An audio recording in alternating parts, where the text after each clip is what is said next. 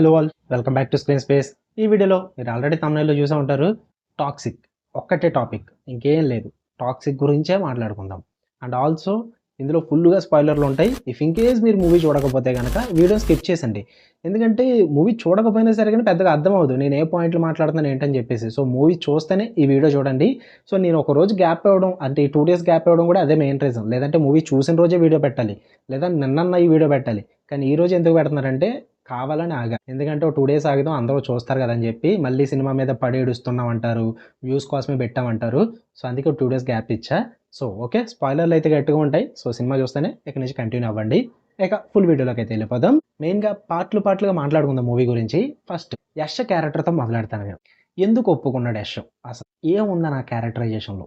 చెడ్డ చిరాకు వస్తుంది. స్టార్టింగ్ మొదలెడతాడు బ్రో, అసలు డైలాగ్ డెలివరీ మాడ్యులేషన్ ఒకటి ఉంటుంది. కేజీఎఫ్ కన్నా దారుణం ఇది. కేజీఎఫ్ ని 0.5x లో పెడితే ఎలా ఉంటుంది ఆ డైలాగ్ డెలివరీని, అలా ఉంటది. ఎలా అంటే ఇప్పుడు నేను ఇలానే కంటిన్యూ చేస్తా, లేదంటే ఊరుకునేదే లేదు.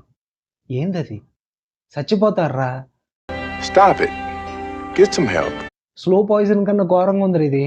ఆ డైలాగ్ డెలివరీ ఎంత వరస్ట్గా ఉంటుందంటే చెడ్డ చిరాకు వచ్చింది బ్రో నాకు. సినిమాలో సగం ఏదన్నా ఇరిటేషన్ తెప్పించిందంటే యష్ గారి డైలాగ్ డెలివరీ అని చెప్తా. I'm fan of his work. అసలు కేజీఎఫ్ 1 and 2 నాకు పిచ్చిగా ఇష్టం. ఆయన పర్ఫార్మెన్స్ కానీ, ఆయన డైలాగ్ డెలివరీ కానీ, ఆయన యాక్టింగ్ కానీ సూపర్ ఉంటుంది. అలాంటిది ఇందులో చూసిన తర్వాత నాకు ఇంకా మెంటల్ వచ్చేసింది. అన్నా చెప్పన్నా, త్వరగా చెప్పన్నా నువ్వు డైలాగ్ అంతసేపు సాగదీ కన్నా. ఇదే రియాక్షన్ అది.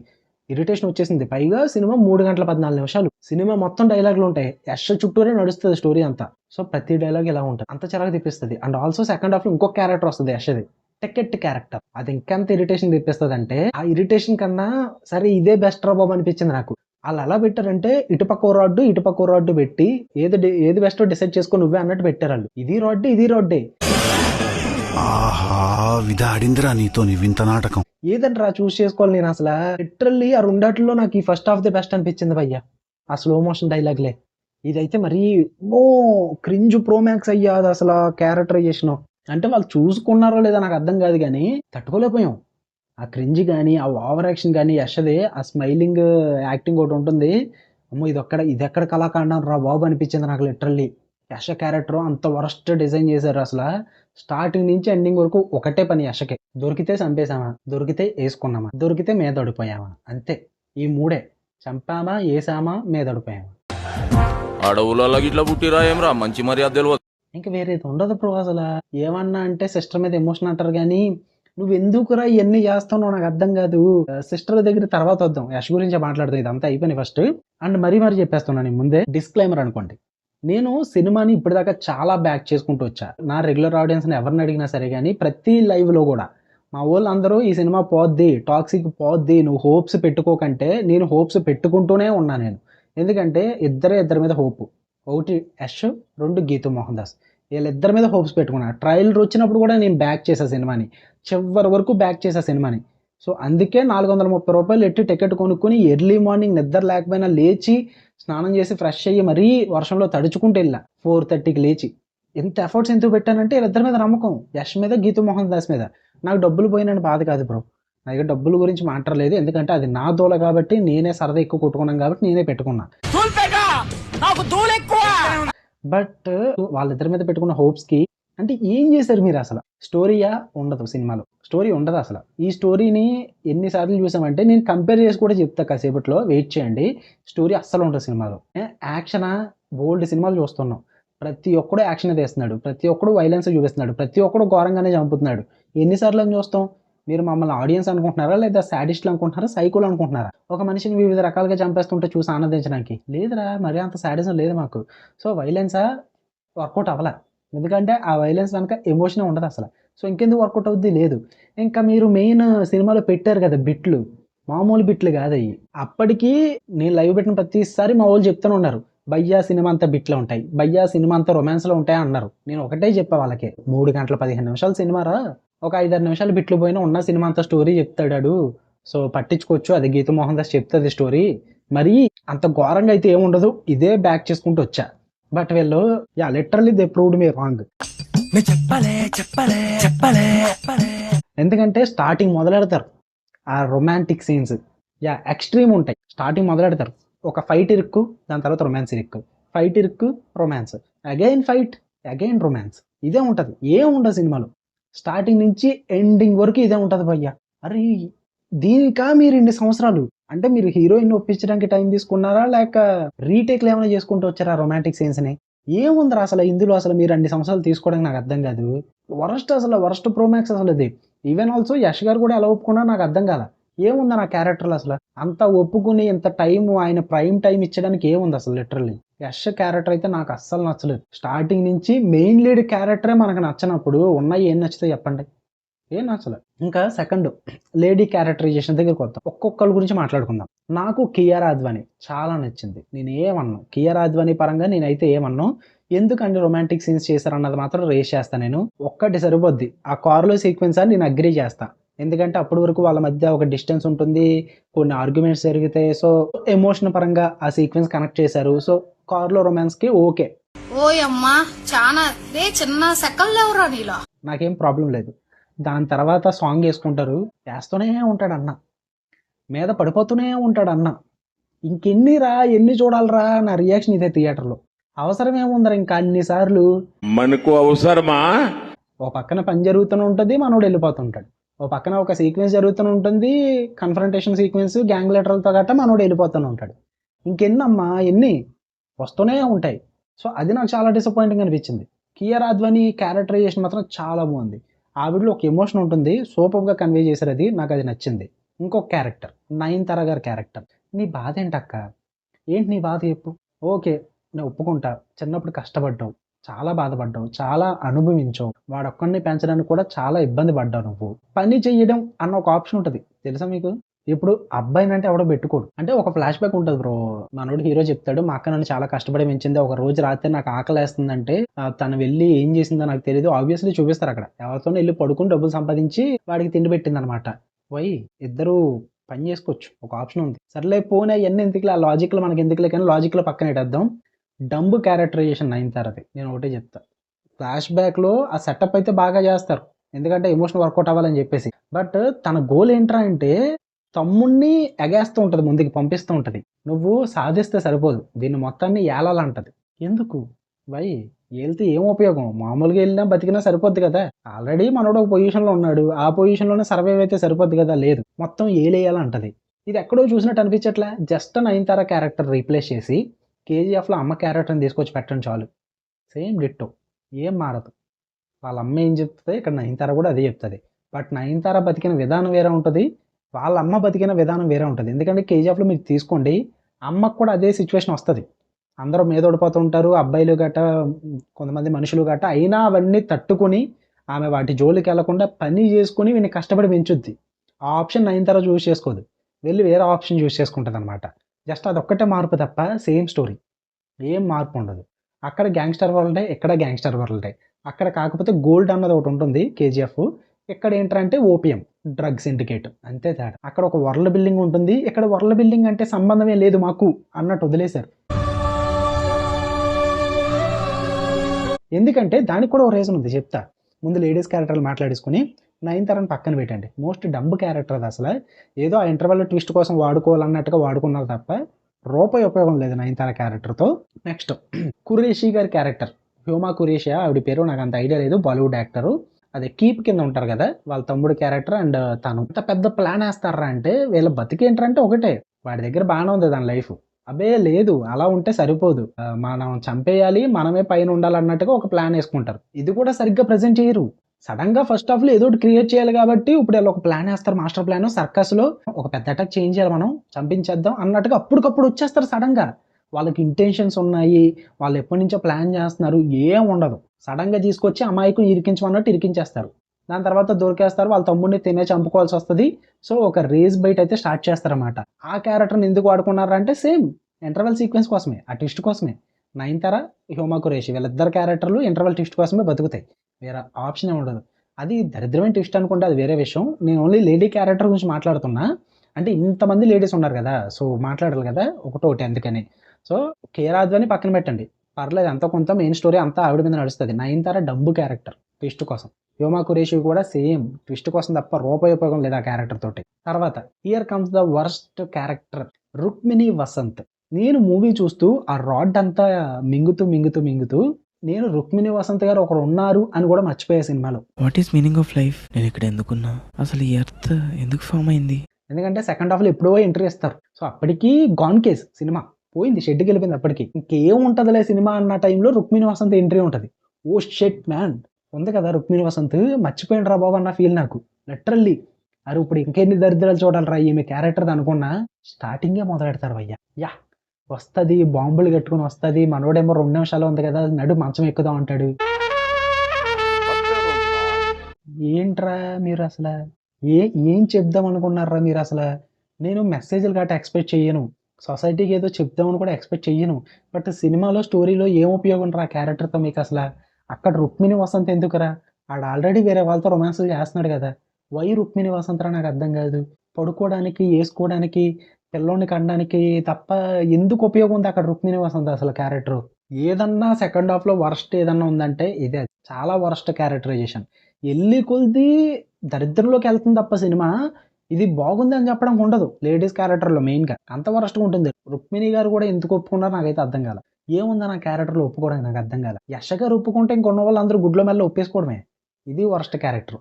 ఇంకా తర్వాత ఇంకొక క్యారెక్టర్ మెయిన్ ఫస్ట్ హాఫ్లోనే ఇంట్రడ్యూస్ అవుద్ది. మన మెయిన్ విలన్ ఎవరైతే ఉన్నారో వాళ్ళ కూతురు క్యారెక్టర్ అనమాట. మనం లవ్ చేస్తుంది, ఇద్దరు ఫుల్గా బంచిక్ జరుగుతుంది. తర్వాత మంచిగా పెళ్లి సెట్ చేసుకుంటారు, ఇంకా చేసుకోరు, సెట్ చేసుకుంటారు. దాని తర్వాత మన పాప జలస్ ఫీల్ అవ్వడం, కోపం తెచ్చుకోవడం, ఇవన్నీ చేస్తూ ఉంటుంది. ఆటలో అట్టుకుని అంటారు చూడండి కొన్ని క్యారెక్టర్లు, అలాంటి క్యారెక్టర్ ఈ అమ్మాయి క్యారెక్టర్ అనమాట. అంతకుమించి ఏం లేదు. జస్ట్ రేస్ బైటింగ్ సీన్ల కోసం అండ్ కొంచెం జలసీ సీన్ల కోసం, తర్వాత ఏదో రొమాంటిక్ సీన్లు పెట్టాలి కాబట్టి ఆ రొమాంటిక్ సీన్లో ఎవరో ఒకరిని ఇరికించాలి. ఆల్రెడీ హీరోయిన్ల కోసం వేరే రొమాంటిక్ సీన్లు పెట్టుకున్నారు కదా, మరి కియారా అద్వానీ కోసం సర్కస్లో రొమాన్స్ సీన్లు, నయనతారకి ఏం పెట్టరు. సో సిస్టర్ కాబట్టి నో ప్రాబ్లం. ఇంకా అయ్యో గేమ్ ఆఫ్ థ్రోన్స్లో ఇరికించలేదు, చచ్చిపోతుంది చూడలేక. ఏమిటండి మీరు మాట్లాడేది? దాని తర్వాత రుక్మిణి వసంత్కి సెకండ్ హాఫ్లో రొమాంటిక్ సీన్స్ ప్లాన్ చేసుకున్నారు, రన్ టైం పెరగాలి కాబట్టి. అంటే వేరే రొమాంటిక్ సీన్స్ వేరే ఉన్నాయి. సో ఇక్కడ ఫస్ట్ హాఫ్లో ఇంకో రొమాంటిక్ సీన్స్ ఉండాలి కియారా అద్వానీ వచ్చేదాకా. సో అందుకని ఆటలు అట్టుకుంటే క్యారెక్టర్ని పెడదాం, ఎవరు గ్యాంగ్స్టర్ కూతుర్ని. సో అంతే, దానికి మించి వేరే ఇంపార్టెన్స్ ఏముండదు ఆ క్యారెక్టర్కి. యా ఇవి గీతూ మోహన్ దాస్ గారు ద లేడీ డైరెక్టర్ క్రియేట్ చేసుకున్న లేడీ క్యారెక్టర్స్. సెల్యూట్ అండి, లిటరల్లీ సెల్యూట్.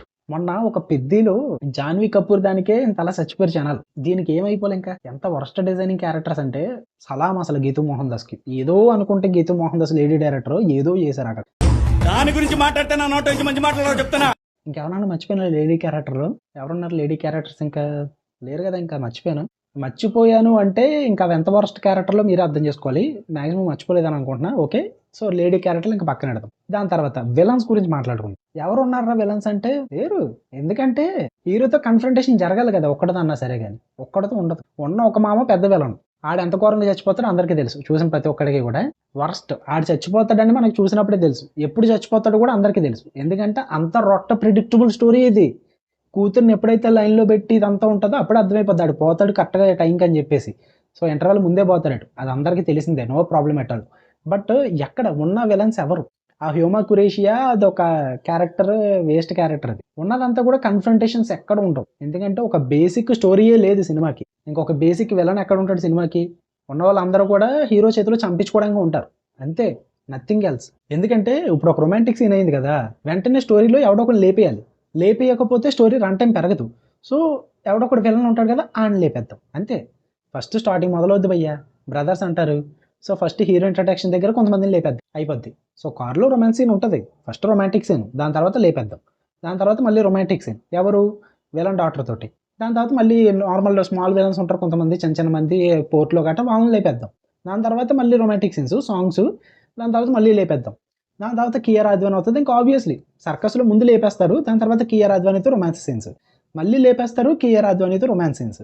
దాని తర్వాత ఈసారి మెయిన్ విలన్లు లేపేస్తారు, కియారా అద్వానీతో రొమాన్స్ సీన్స్. ఇందులో ఎవడ విలను, ఎందుకు ఎవరిని చంపేసుకుంటున్నాడు, ఎవరిని చంపేసుకుంటున్నాడు, ఎందుకు చంపేసుకుంటున్నారు, వేసేవాడెవడు, వేయించుకునేవాడెవడు? ఒక రీజన్ ఉంది, ఒక వర్ల బిల్డింగ్ ఉంది అని చెప్పడానికి ఏదీ లేదు. కుచ్బీ మీకు నచ్చింది చేసుకుంటారా అన్నట్టు ఉంది అంతే. సో వీళ్ళు విలన్స్ అనమాట, ఒకడంటూ చెప్పడానికి ఏం లేదు. ఎందుకంటే సెకండ్ హాఫ్ లో కూడా మీరు చూసుకుంటే మెయిన్ ఇక్కడ అందరినీ లేపేసాం కదా, ఇంకా నెక్స్ట్ రుక్మిణి వాసంతో రొమాన్స్ సీన్స్ ఉంటాయి. సో ఆ రొమాన్స్ సీన్స్ తర్వాత మధ్యలో ఎవరో కొన్ని లేపేయాలి కాబట్టి ఈసారికి మనం మెకావుకి వెళ్దాం. మకావులో కొంతమంది లేపేసి దాని తర్వాత రుక్మిణి వాసంతో ట్రాక్ సెట్ చేసుకుందాం అన్నట్టు సెట్ చేస్తారు. ఇంకెవరైనా లేపేస్తావు నువ్వు? ఇంకెవరైనా ఉన్నారు? చైనాలో సంథింగ్ ఏదో సెట్ చేసుకుంటారు, అక్కడ కొంతమంది లేపేస్తాడు. ఇంకా ఎవరన్నా నన్ను కూడా లేపేయచ్చు కదా అంటే అప్పటికి లేచిపోయింది నా 7th థియేటర్లో. నా ఆత్మ కూడా అక్కడే స్టే చేస్తుంది, ఇంకా ఏమన్నా ఉంటుందేమో సినిమా చూద్దామని. ఇంకా క్లైమాక్స్కి వెళ్ళిపోతే దాన్ని కూడా లేపేశారు అనుకో, అది వేరే విషయంలో. కానీ ఇదేం కర్మలా దేవుడా. యా, సో విలన్స్ గురించి అంత తక్కువ మాట్లాడుకుంటే అంత మంచిది. సినిమాలో ఏం ఉండరు కాబట్టి ఇంకొక క్యారెక్టర్ గురించి మాట్లాడుకుందాం, టెకెట్ క్యారెక్టర్. నేను ఇక్కడ రాసుంది నాకు ఎర్రి పుష్ప అని చెప్పి, ఎందుకంటే ట్రైలర్ చూసిన తర్వాత నేను మాట అన్నా, మార్క్ మై వర్డ్స్, ఈ టెకెట్ క్యారెక్టర్ ఖచ్చితంగా గుర్తుండిపోద్ది జనాలకి. ఈ టెకెట్ క్యారెక్టర్ వచ్చిన తర్వాత యష్ని కేజీఎఫ్ మాడ్యులేషన్ నుంచి బయటకు వచ్చాడు అని ఖచ్చితంగా అంటారు. ఇవే డైలాగులు నేను చెప్పా ట్రైలర్ వచ్చిన తర్వాత. లిటరల్లీ ఎర్రిపాపని చేశారు. No words. Crying is only coming. ఆ టికెట్ క్యారెక్టర్ని చూసిన తర్వాత అరే నాన్న అరే ప్లీజ్ రా వెళ్ళిపోరా, లిటరల్లీ వెళ్ళిపో, ఇదే నా రియాక్షన్. దండం రాతవుతా నీకు. ఏం క్యారెక్టరైజేషన్ అయ్యా అసలు, రాడ్ క్యారెక్టరైజేషన్. పాప ఏం టికెట్ రా సామి, ఆ డైలాగ్ లేందో, ఓడి అమ్మ లాఫింగ్ సీన్ లేందో, father and son confrontation scene దగ్గర అక్కడ కూర్చొని నవ్వుతాడయ్యా. మా అమ్మకి నేను ఏడిస్తే నచ్చదు అందుకే నవ్వుతూ ఉండమన్నదే అన్నప్పుడు నవ్వుతూ ఉంటాడు మనోడు. చూడలేకపోయాను నేను లిటరల్లీ ఆ పర్ఫార్మెన్స్. అంత ఘోరంగా ఉంటుంది అది టికెట్ క్యారెక్టర్. ఎందారు ఒక క్యారెక్టర్ ఆటలు అట్టుపండు అన్నాం కదా, వాళ్ళకన్నా వీడు ఆటలు అట్టుపండు కూడా పనికిరాడు ఈ టికెట్ క్యారెక్టర్ గడు. ఎందుకంటే జూజూబీ కదా, బిగ్గెస్ట్ ట్విస్ట్ కదా లాస్ట్లో రివీల్ అయ్యేది టికెట్ క్యారెక్టర్ తోటి. సో ఏంట్రా అంటే ఆ క్యారెక్టర్ మనల్ని రిపప్పలు చేయడానికి ఉంటుంది ఆ క్యారెక్టర్. సెకండ్ హాఫ్ అంతా కూడా, సెకండ్ హాఫ్ మిడిల్లో స్టార్ట్ అవుతుంది ఆ క్యారెక్టర్. తండ్రి మీద రివెంజ్ అన్నట్టుగా ప్రెజెంట్ చేస్తారు గీతూ మోహన్ దాస్ గారు. లాస్ట్లో ఒక ట్విస్ట్ ఇచ్చి ఆవిడ అనుకుని ఉంటుంది ఇక్కడ జనాలందరికీ మైండ్ బ్లాక్ అయిపోద్ది ఇంకా అనుకుని ఉంటుంది. లిటరలీ జనాల రియాక్షన్ ఏంటంటే ఇదే రియాక్షన్. నేను థియేటర్లో ఏఎంబి సినిమాస్లో చూస్తున్నా, ఆ ట్విస్ట్ రివీల్ అయినప్పుడు జనాలందరూ క్లాప్స్ కొట్టారు. నాకైతే లిటరల్లీ ఇదే రియాక్షన్. యా, ఇది ఒక ట్విస్ట్. నేను దీనికోసం వెయిట్ చేసా సినిమా వెళ్ళిపోకుండా బయటికి. ఇక నెక్స్ట్ స్టోరీ గురించి మాట్లాడదాం. ఏముంది స్టోరీ అసలు? ఎక్కడ స్టోరీ? నువ్వు 3 సంవత్సరాలు 4 సంవత్సరాలు పెట్టారు మీరు, దేనికి పెట్టారు? ఎక్కడ స్టోరీ? నేను ఇది ఒక్కటే అడుగుతా, ఎలా కన్విన్స్ చేశారు మీరు అసలు యష్ గారిని? అసలు యష్ ఎందుకు ఒప్పుకున్నాడు? అసలు మీరు రీషూట్లు ఏం చేశారు? నేను బోతద్దం పెట్టుకుని మరీ ఎతుకుతా, ఎక్కడ స్టోరీ? ఈ చంపుకోవడం, ఈ నరుక్కోవడం, ఈ కాల్చుకోవడం, ఈ వేసుకోవడం, ఇవి కాకుండా స్టోరీ ఎక్కడ? ఒక మంచి పాయింట్ తీసుకుంటారు. మొన్న డ్రాగన్ ది గ్లిమ్స్ వచ్చింది 4 నిమిషాలు ఎంతో, వరల్డ్ బిల్డింగ్ చూపించడానికి ప్రశాంత్ నీల్. దాని బ్యాక్ డ్రాప్ ఏంటి? ఓపియం అంటే ఒక పువ్వు ఉంటుంది, అదే ఒక మొక్క ఉంటుంది కదా, ఆ డ్రగ్ మొక్క. దాని గురించి స్టోరీ మొత్తం కూడా ప్రశాంత్ నీల్ మామ దాన్ని ఎస్టాబ్లిష్ చేయడానికి, జస్ట్ దాన్ని ఎస్టాబ్లిష్ చేయడానికే మొత్తం వీడియో వాడుకున్నాడు. వీళ్ళు ఏంటంటే సేమ్ కాన్సెప్ట్ వీళ్ళది కూడా, ఓపిఎంఏ. ఒకే ఒక్క దిక్కున వింటావు నువ్వు ఆ ఓపిఎంని. మూవీ స్టార్టింగ్ లో ఒక 5 నిమిషాలు ఎంతో ఒక సీక్వెన్స్ జరుగుతుంది, అది ఒక్క చోటే వింటావు. ఏంటంటే వీళ్ళు ఓపిఎం బిజినెస్ చేస్తున్నారని మనకు తెలియాలి అంతే. ఆ ఒక్క దిక్కుని కానీ నువ్వు కనుక మిస్ అయ్యావా, ఇంకే ఏ అరుపుల్లోనో ఏ గోల్లోనో ఓపిఎం అన్న స్టోరీ లైన్ మిస్ అయ్యావా, ఈ విలన్స్ అందరూ ఏం పీకుతున్నారు, ఏం చేస్తున్నారు, ఏం స్మగ్లింగ్ చేస్తున్నారు, ఏం ట్రాన్స్పోర్ట్ చేస్తున్నారు, ఈ విలన్స్కి హీరో ఎందుకు అవసరమో, ఈ హీరో ఏం సాధిద్దాం అనుకుంటున్నాడు, వీళ్ళందరి మీద ఎందుకు పైన ఉందాం అనుకుంటున్నాడు, అసలు ఎందుకు ఈ సిండికేట్ అంతా రన్ అవుతుంది, ఏం తెలీదు. లిటరల్లీ ఎర్రి ముఖం వేసుకొని చూస్తాను ఆ ఓపిఎం అన్నది మిస్ అయ్యా ఉంటే నువ్వు. ఎందుకంటే వీళ్ళు అది ఒక్క చోట ప్రజెంట్ చేస్తారు, ఉన్నది ఎక్కడ కూడా ప్రజెంట్ చేయరు. ఎందుకంటే వీళ్ళ కాన్సన్ట్రేషన్ అంతా వేసుకోవడం మీద ఉంటుంది, చంపుకోవడం మీద ఉంటుంది, డైలాగులు స్లో మోషన్లో చెప్పడం మీద ఉంటుంది, స్టోరీ మీద ఉండదు. సో లిటరల్లీ స్టోరీ అయితే జీరో, ఏం ఉండదు. నువ్వు ఎలా బోతద్దం పెట్టుకుని చూసినా సరే కూడా ఏం ఉండదు, అంత వరస్ట్ స్టోరీ లైన్. వెనకేసుకుని రావడం కూడా ఈ కన్నడ ఫ్యాన్స్ ఎలా వెనకేసుకొస్తుందో నాకు తెలియట్లేదు, కానీ స్టోరీ నథింగ్ అసలు. సో స్టోరీ గురించి ఏం మాట్లాడడానికి లేదు కాబట్టి అంతకుమించి నేను సాగదీలేను. వాళ్ళు 3 గంటల 15 నిమిషాలు సాగదీశారు, నేను స్టోరీ కోసం ఒక 2 నిమిషాలు సాగదీలేకపోయినయ్యా చెప్పడానికి. ఎందుకంటే అక్కడ ఏం లేదు, నేనే ఏం లేకపోయినా 2 నిమిషాలు సాగదీలేకపోయినంటే లిటరల్లీ గీతూ మోహన్ దాస్ 3 గంటలు బలి సాగదీసావు అసలు. తోపు నువ్వు, లిటరల్లీ హ్యాట్స్ ఆఫ్ నీకు. What a vision, what a thought. పిక్చర్లు అయిపోయారు మా టీం అంతా. నిన్ను వెనకేసుకుని వచ్చానంటే నా మీద నేనే ఊసుకోవాలి. ఆల్రెడీ నేను ఊసుకున్నాను కాబట్టి ఇంక చాలులే, మళ్ళీ వద్దు. ఇన్ని రాడ్లు చెప్పాను కదా, నచ్చింది చెప్తావు. ఓకే, టెక్నికల్ ఆస్పెక్ట్స్ నచ్చింది నాకు. స్టార్టింగ్ నుంచి ఎండింగ్ వరకు కొన్ని ఫ్రేమ్స్ ఉంటాయి, చాలా రిచ్ ఫ్రేమ్స్ ఉంటాయి, చాలా రిచ్గా ప్రజెంట్ చేస్తారు. టెక్నికల్లీ టాప్ నాచ్ ఉంటుంది. అంతకుమించి సినిమాలో ఇది బాగుందని చెప్పడానికి ఏది లేదు. బ్యాక్గ్రౌండ్ స్కోర్ అస్సలు ఎక్కలేదు. ఇంత రాడ్ సినిమాలో బ్యాక్గ్రౌండ్ స్కోర్ కూడా నాకు అసలు వినిపించలేదు. ఇంకా సాంగ్స్ ఎంత తక్కువ మాట్లాడుకుంటే అంత మంచిది. ఆ తబాహీ సాంగ్ అన్నా బాగుంటుంది, వినడానికి బాగుంటుంది. బట్ విజువల్లీ చూడడానికి చెడ్డ చిరాకు వస్తుంది, వర్కౌట్ అవ్వదు. 3 గంటల 15 నిమిషాలు లిటరల్లీ ఎంత నరకం అనిపించానంటే థియేటర్లో నేను. ఈ మధ్య కాలంలో ఇంత టార్చర్ నేను ఎప్పుడు చూడలేదు భయ్యా. యాక్చువల్లీ మీరు నా రివ్యూస్ అన్నీ చూసుకోండి. ఒక ఎంత పెద్ద రాడ్ సినిమా, ఈవెన్ ఆల్సో రాజాసాబుకు కూడా నేను పాజిటివ్లు చెప్పా. రాజాసాబుకు కూడా పాజిటివ్లు చెప్పిన మైండ్ సెట్ రా నాది. అంత జాగ్రత్తగా అంత ఆచితూచి చెప్తాను నేను రివ్యూ. అలాంటిది నన్నే ఎంత ఫ్రస్ట్రేట్ చేసి ఎంత టార్చర్ పెట్టి ఎంత రాడ్డురా అనిపించేలా చేశారంటే మీరు ఎంత ఘోరంగా తీసుకుంటారో అర్థం చేసుకోండి. నేను ఇలా బుక్ అయిపోతాను కల్లో కూడా అనుకోలేదు. ఫస్ట్ హాఫ్ అంతా అయిపోయేసరికి మా ఖుషీగడి మెసేజ్ చేశారు, ఏంటి ఫస్ట్ హాఫ్ టాక్ ఏంటని. కొన్ని మూమెంట్స్ బాగున్నాయి అక్కడక్కడ, సెకండ్ హాఫే కాపాడాలని మెసేజ్ పెట్టా. వాడు ఒకటే మాట అన్నాడు, ఆన్లైన్లో వేసుకుంటున్నారు జనాలు అని చెప్పి. నేను వెళ్ళి సరదాగా ఇంటర్వెల్లో ఇన్స్టా ఓపెన్ చేశా. తిడుతున్నారు ఫస్ట్ హాఫ్, ఘోరంగా తిడుతున్నారు. నేను అప్పటికి స్టిల్ ఇంకా ఏమన్నానంటే సెకండ్ హాఫ్ మీద హోప్స్, సెకండ్ హాఫే కాపాడాలి సినిమాని అన్నా. స్టిల్ ఇంకా హోప్స్ ఉన్నాయి నాకు, ఏదో చేస్తారు సెకండ్ హాఫ్లో కాపాడతారని చెప్పి. లిటరల్లీ ఫస్ట్ హాఫ్ చాలా బెస్ట్ ఆబ్వియస్లీ. సెకండ్ హాఫ్ చూసిన తర్వాత రిలీజ్ అయ్యాను నేను. ఫస్ట్ హాఫ్ చాలా చాలా చాలా బెస్ట్. ఫస్ట్ హాఫ్తో బయటికి వెళ్ళిపోయినా బాగుండేమో అనిపించింది నాకు. అంత త్వరగా నేను ఏ సినిమాకి బయటికి వెళ్ళను. ఇప్పుడు దాకా నా లైఫ్లో ఒక్క సినిమాకి కూడా బయటికి వెళ్ళలేదు నేను. ఎంత రాడ్ అయినా సరే అనుభవించా, ఎక్కడ కూడా భరించా, ఏదన్నా ఉంటుందేమో అని చెప్పి. ఆ ఉన్నందుకు నాకు పెట్టారండి కింద నుంచి పిడి. ఆ లాస్ట్లో ఆ ట్విస్టులు చూడాల్సి వచ్చింది, ఆ మంచు పర్వతాల్లో యాక్షన్ బ్లాక్లు చూడాల్సి వచ్చింది. ఆ చైనా వాడు వస్తాడు, వచ్చి వాడు ఏదేదో చేస్తుంటాడు, పారాచూట్లతో దింపుతూ ఉంటాడు, ఏదేదో చేస్తూ ఉంటాడు. ఏంద్రా మీ బాధ? ఓపెన్ చేయైతే నాకు అర్థం కాదు. ఎలాగో చచ్చిపోతారు కదరా, చచ్చిపోంటారు త్వరగా. మీరు చచ్చిపోతే మేము బయటకు పోతాం రా బాబు, మేము ఆల్రెడీ చచ్చిపోయాం, మీరు త్వరగా చచ్చిపోతే వెళ్ళిపోతాం అన్న ఫీల్తో కూర్చున్నాను నేనైతే. వన్స్ ఎప్పుడైతే క్లైమాక్స్లో హీరో చచ్చిపోతాడో జనాలు అందరూ సేమ్ ఇందాక చెప్పాను కదా ఒకటి, సూపర్ మూవీ అసలు. నేను చాలా సినిమాలు ఈ మధ్య కాలంలో బాగున్న సినిమాలకి క్లాప్స్ కొడుతుంటే చూసి ఎంజాయ్ చేశా. రీసెంట్ టైమ్స్లో ఈ విధమైన క్లాప్స్ నేను ఎక్కడ చూడలే. ఎమోషనల్ సీన్స్కి నవ్వారు జనాలు, డైలాగులు చెప్తుంటే నవ్వారు జనాలు, లాస్ట్లో సినిమా అయిపోయింది అంటుంటే నవ్వి క్లాప్స్ కొట్టారు జనాలు. ఏఎంబీస్లో అది కూడా, నేనే సింగిల్ స్క్రీన్ కూడా వెళ్ళా, ఏఎంబీలో కొట్టారు. ఇంకా బయట ఉన్న థియేటర్లో ఎలాగ అయిపోయిందో ఏం చేశారో తెలియదు కానీ అబ్సల్యూట్ కళాఖండం సినిమా అసలు. అండ్ ఆల్సో నేను నిన్నటి నుంచి చూస్తున్నా సోషల్ మీడియాలో కన్నడ వాళ్ళు కష్టపడిపోతున్నారు. టీఎఫ్ఐ అంతా నెగిటివ్ స్ప్రెడ్ చేస్తుంది, తమిళ వాళ్ళు నెగిటివ్ స్ప్రెడ్ చేస్తున్నారు అంటున్నారు. చెయ్యక్కర్లేదురా రే, ఒక్కటే అంటా భయ్యా, టీఎఫ్ఐ ఆడియన్స్ ని పొగుడుతున్నాను కాదు, వాళ్ళు నిజంగా సినిమా బాగుంటే ఎంకరేజ్ చేస్తారు. కేజీఎఫ్ కి మనమే ఎంకరేజ్ చేసాం, కేజీఎఫ్ 2 కి మనమే ఎంకరేజ్ చేసాం, ఆ కలెక్షన్స్ పెట్టింది మనమే, కాంతారా కూడా మనమే ఎంకరేజ్ చేసాం. ఇప్పుడు గట్టి చెప్పాలంటే కన్నడ ఇండస్ట్రీ ఉన్నది అని తెలిసింది కేజీఎఫ్ వల్లే, ఎవరికి తెలియని కూడా తెలియదు. అలాంటి సినిమాల్ని తెలియకపోయినా ఎంకరేజ్ చేసాం. అంత హైప్ పెట్టుకుని, అంత రేంజ్ పెట్టుకుని టాక్సిక్ కి, ఇరుముడికి థియేటర్లు అన్ని పక్కన పెట్టి మనోళ్ళు ఇరుముడి క్యాన్సిల్ చేసి షోస్ అన్ని టాక్సిక్ ఇచ్చినప్పటికీ కూడా, తిట్టుకున్నప్పటికీ కూడా టికెట్లు ఓపెన్ చేయగానే మనమే ముందు బుక్ చేసుకున్నాం. థియేటర్ల మీద పడిపోయి టికెట్ మొక్క కూడా లేకుండా మొత్తం బుక్ చేసాం, విత్ టికెట్ హైకులు కూడా. హైకులు పెట్టినా సరే కూడా మనం బుక్ చేసుకున్నాం. ఎందుకు? సినిమా బాగుంటే చూడాలి, సపోర్ట్ చేయాలనే కదా. ఇప్పుడు లిటరల్లీ అక్కడ కంటెంట్ ఏం లేకపోతే ఎవడు సపోర్ట్ చేస్తాడు? నిద్ర లేదు, సుఖం లేదు, దెబ్బ మీద దెబ్బ. ఇప్పుడు అంత హేట్రెడ్ ఎవరికి లేదు. కోపం ఉన్నప్పటికీ కూడా సినిమా బాగుంటే ఆబ్వియస్లీ బాగుందన్న టాకే బయటకు వద్దును. ఇంత దారుణంగా, ఇంత దరిద్రంగా సినిమా ఉంటే ఎలా రా సపోర్ట్ చేస్తారు మిమ్మల్ని? అసలు నాకు అర్థం కాదు. మీరు కూడా వెనకేసుకోవాలంటే మీకు కూడా కొంచెం సిగ్గు ఉండాలి రా కనీసం. నాకు అర్థం కాదు, ఒక్క పాయింట్ అన్నా బాగుంది ఆ మూవీలో? అసలు ఏం బాగుందని సపోర్ట్ చేస్తున్నారు మీరు అందులో? అసలు స్టోరీ లేదు, స్క్రీన్ ప్లే లేదు, నరేషన్ లేదు, వేసుకోవడం చంపుకోవడం, ఇది తప్ప ఇంకేమన్నా ఉంటే చెప్పండి సినిమాలో. నేను వెంట, నేను చూస్తా, నేను మళ్ళీ వెళ్ళి చూస్తా, ఇది ఉంది, ఇది బాగుంది అని చెప్తే. ఇంత దరిద్రాన్ని అలా ఎంకరేజ్ చేసుకుని వస్తున్నారు మీరు. మా వాళ్ళు, మా హీరో ఫ్యాన్స్ కూడా కొన్ని సినిమాలు సపోర్ట్ చేస్తారు రాడ్లు అయినప్పటికీ కూడా. మరీ ఎంత వెనకేసుకుంటారా రే, మరీ ఎంత ఘోరంగానా? చాలా ఘోరం అసలు. మన వాళ్ళు అంత టైం వేస్ట్ చేసుకోవద్దు. ఏదో టీఎఫ్ఐ వర్సెస్ కన్నడ చేస్తారు మొత్తం అంతా వారు కూడా. సో అంత టైం ఇవ్వకుండా, అంత వేస్ట్ చేసుకోకుండా భయ్యా దూరంగా ఉండండి. ఇది ఒక అబ్సల్యూట్ కళాఖండం. చూడని వాళ్ళు ఇంకెవరన్నా ఉంటే చూడండి ఖచ్చితంగా.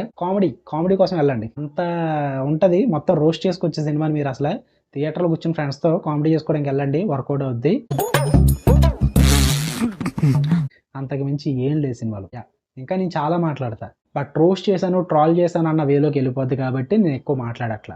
ఓకే, ఇంతకు మించి ఇంకేం మాట్లాడను. నాకు ఇయర్లో one of the rod movie అంటే ఇది. నేను అంత త్వరగా లైవ్లో కూడా రాడ్ మూవీ ఏది బ్రో అంటే నేను ఏది చెప్పను, నేను ఏది పేరు దేని పేరు కూడా చెప్పను, బట్ దీని పేరు చెప్తా. వాళ్ళు 3.5 సంవత్సరాలు తీసుకున్నందుకు, వాళ్ళు ఎంత బడ్జెట్ పెట్టినందుకు, ఎంతలా వెయిట్ చేసి, పైగా టికెట్ హైక్స్ తీసుకుని, అండ్ ప్రీ రిలీజ్ ఈవెంట్లో అంతంత స్పీచ్లు ఇచ్చి, అంత ఎమోషన్ చేసి, ఎంత ఓవర్ యాక్షన్ చేసినందుకు ఖచ్చితంగా చెప్తా, రాడ్ ఫిల్మ్ ఇది, మామూలు రాడ్ కాదు ఇది. ఉంటాయి ఇంకా. మీకు కనుక వీడియో నచ్చితే లైక్ చేయండి, షేర్ చేయండి. ఎవరైనా టాక్సిక్తో ఫ్రస్ట్రేషన్తో పోయేలా ఉంటాయి. ఈ ఫ్రస్ట్రేషన్ షేర్ చేయండి. మనకేం మరి నేను రానా? ఓకే, మళ్ళీ నెక్స్ట్ వీడియో కలుద్దాం. Until then love you all, bye guys.